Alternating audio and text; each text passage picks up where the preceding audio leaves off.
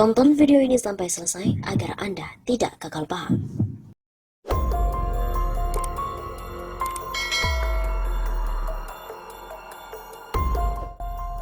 Survei membuktikan 81% mengatakan penanganan COVID-19 oleh pemerintah dinilai sangat kurang. Berbeda jauh dengan survei yang dirilis oleh lembaga survei Saiful Mujani Research Center atau SMRC yang mengatakan 52% warga menilai pemerintahan Jokowi cepat dalam menangani virus corona atau COVID-19. Survei ini dilakukan oleh Fahri Hamzah, malah sebaliknya. Mantan Wakil Ketua DPR RI itu menggelar survei di media sosial Twitter pada hari Sabtu 18 April kemarin terkait dengan penilaian publik terhadap penanganan COVID-19 oleh pemerintahan Joko Widodo. Hasilnya dari 3.701 responden yang mengikuti polling sebanyak 81% menyebutkan bahwa penanganan COVID-19 oleh pemerintah Jokowi dinilai kurang. Hanya 8% yang mengatakan bagus. Sebelumnya pun telah diberitakan bahwa survei mengatakan 52% warga menganggap Jokowi cepat dalam menangani corona. Hal ini pun memicu warganet untuk mengkritisinya. Lokasi survei ada di Bikini Batam. Saiful Mujani Research Center (SMRC) merilis survei dan mengklaim 52% warga menilai pemerintah Presiden Joko Widodo, Wapres Ma'ruf Amin cepat dalam menangani virus corona atau COVID-19. Survei ini dirilis pada Jumat kemarin 17 April seperti dilansir dari cnnindonesia.com. Sayangnya hasil survei Saiful Mujani Research Center malah jadi olok-olokan warganet. Banyak olok-olokan dan cemoohan. Ada yang hasil survei mayoritas menilai Jokowi cepat menangani corona karena lokasi surveinya di Bikini Batam. Ada yang menyebut survei ini tipu-tipuan, ada yang menuding survei ini hanya nyari makan di saat wabah corona. Intinya mayoritas warganet tak percaya dengan hasil survei yang dirilis oleh SMRC.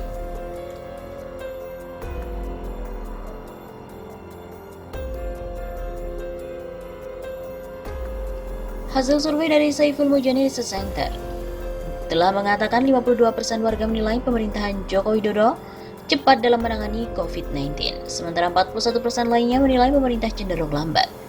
Warga hampir terbelah dalam menilai kecepatan pemerintah pusat menangani COVID-19. Dengan margin of error 2,9%, tidak konklusif mayoritas warga bersikap positif.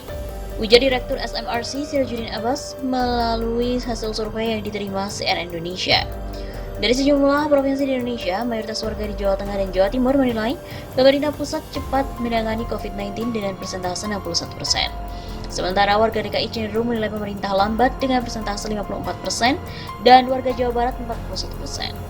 Sedangkan dari survei di sejumlah provinsi, Jateng dianggap tercepat dalam penanganan COVID-19 dengan persentase 73%. Disusul Jatim 68% dan Jakarta 62%. Sementara pemerintah provinsi yang dianggap lambat menangani yakni Banten dan Sulawesi Selatan sebesar 50% dan Jabar 49%. Penilaian warga Jateng atas kecepatan pemerintah provinsi dalam menangani masalah COVID-19 lebih tinggi dibandingkan penilaian warga di daerah lainnya. Penanganan di tingkat kabupaten kota, kecamatan, desa, dan kelurahan juga dianggap lebih cepat ketimbang pemerintah pusat. Warga secara konsisten menilai bahwa pemerintah pusat paling lambat dalam menangani COVID-19 jika dibandingkan pemerintah provinsi, kabupaten kota, dan kecamatan, desa, atau kelurahan.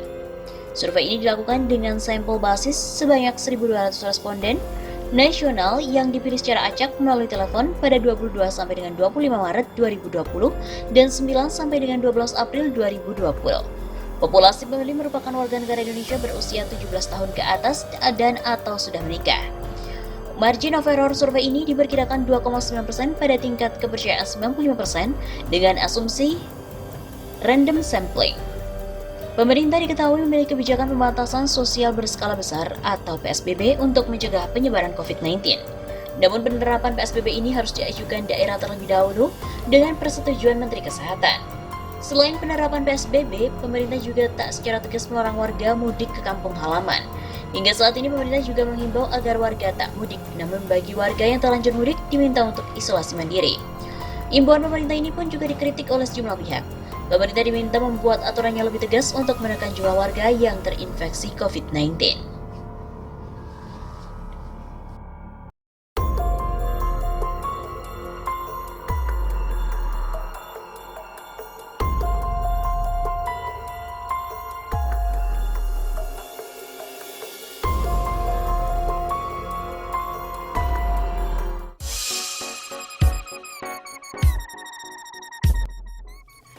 Pemerintahan Jokowi merupakan rezim yang penuh dengan keterlambatan. Rezim pemerintahan Presiden Joko Widodo dianggap sering terlambat mengambil kebijakan dan berujung permasalahan. Kata pengamat politik Ubaidillah Badrun, yang merupakan Direktur Eksekutif Center for Social, Politik, Economic, and Law Studies. Rezim pemerintah saat ini banyak terlambatnya, mengambil keputusan yang lambat, koordinasi tidak berjalan baik, dan implementasinya pun sering bermasalah. Analis sosial politik Universitas Negeri Jakarta (UNJ) ini membeberkan seringnya keterlambatan Presiden Jokowi dalam mengambil keputusan. Dan yang paling baru dirasakan rakyat Indonesia terkait mengatasi pandemi corona atau COVID-19 yang baru di awal pengumumannya pada bulan Maret 2020 kemarin. Contohnya adalah lambatnya mengatasi COVID-19, lambatnya mengimplementasi dan juga mengkoordinasi terkait dengan keringanan tagihan kredit kendaraan roda 2 untuk para ojol. Koordinasi yang buruk dalam komunikasi publik terkait dengan peraturan pemerintah karantina wilayah. Di luar dari permasalahan COVID-19, pemerintahan Jokowi di periode kedua ini juga terjadi dalam polemik iuran BPJS Kesehatan, di mana Mahkamah Agung telah memutuskan pembatalan peraturan Presiden atau Perpres nomor 25 di mana Mahkamah Agung telah memutuskan pembatalan peraturan Presiden atau Perpres nomor 75 tahun 2019 tentang perubahan aturan peraturan Presiden nomor 82 tahun 2018 tentang jaminan kesehatan yang mengatur kenaikan iuran BPJS Kesehatan. Soal ditolaknya kenaikan iuran BPJS oleh Mahkamah Agung yang sampai sekarang tidak diimplementasikan oleh pemerintah. Begitu katanya. Terlambat dalam menangani kasus corona, pemerintahan Jokowi bisa digugat. Lebih dari 600 dokter di Perancis yang bergabung ke dalam kolektif bernama G19 menggugat mantan Menteri Kesehatan Agnès Buzyn dan juga Perdana Menteri Edouard Philippe. Kedua pejabat ini dianggap tidak mengambil langkah-langkah yang diperlukan untuk memperlambat penyebaran coronavirus, meskipun mereka sadar akan bahayanya. Serikat dokter ini memutuskan demikian karena salah satu korban meninggal karena corona di negara itu merupakan sejawat mereka. Menurut Organisasi Kesehatan Dunia WHO per 21 Maret, ada lebih dari 14.000 kasus terkonfirmasi di Perancis dengan korban meninggal mencapai 562. Pada tanggal dan dari sumber yang sama, Indonesia tercatat 450 kasus terkonfirmasi dengan jumlah pasien meninggal mencapai 38 dan angka ini menjadi yang paling tinggi dibandingkan negara-negara lain di kawasan Asia Tenggara. Sama seperti di Perancis, korban meninggal di sini juga ada yang bekerja sebagai dokter. Pengurus Besar Ikatan Dokter Indonesia menyebut ada 5 dokter yang meninggal karena COVID-19 dan 2 dokter lainnya belum terkonfirmasi.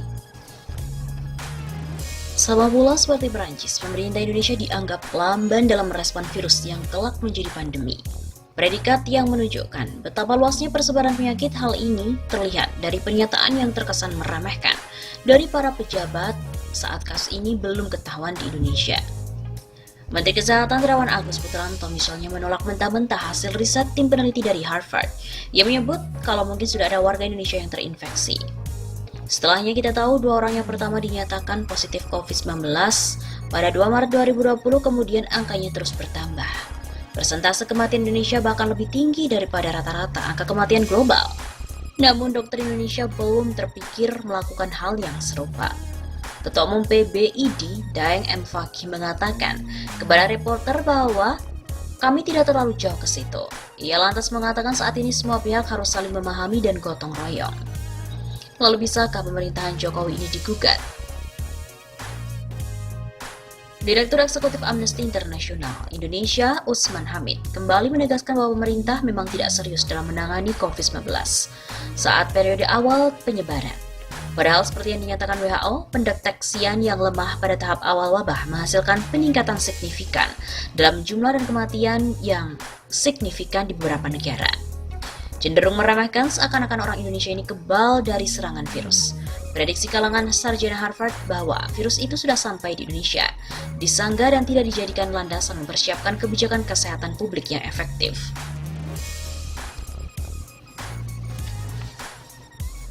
Menurutnya, para pejabat sibuk memberikan komentar yang tidak relevan. Dari mulai komentar perihal promosi wisata yang membuka wilayah negara sampai komentar seperti makan nasi kucing, jamu resep Jokowi, duta imun, makan tauge ataupun berdoa tanpa bisa menyertainya dengan penjelasan dan bukti-bukti ilmiah. Warga menggugat di Perancis itu dirugikan karena mereka itu merasa bahwa kebijakan pemerintah atau bukan hal baru di Indonesia. Dalam konteks Jakarta misalnya, ratusan korban banjir melayangkan gugatan class action. Warga bahkan pernah menang melawan pemerintah dalam sidang. Hukuman yang dijatuhkan kepada Jokowi dan pihak tergugat lainnya adalah bisa saja menerbitkan sejumlah regulasi untuk menangani dan pihak tergugat lainnya, seperti mencegah karhutla, yakni peraturan pelaksana dari Undang-Undang tentang Perlindungan dan Pengelolaan Lingkungan Hidup. Peneliti dari Human Rights Watch, Andreas Harsono, mengatakan bahwa gugatan harus disertai dengan alasan jelas. Misalnya, apakah ada pejabat berbohong atau membuat pernyataan kontroversial yang membuat penyebaran COVID-19 semakin ganas. Jika bohong, perlu dicari dahulu bukti bahwa pejabat ini namun juga berbohong. Definisi berbohong harus dijelaskan. Bohong beda dengan misleading. Bohong tentu beda dengan kebodohan. Begitu kata Andreas.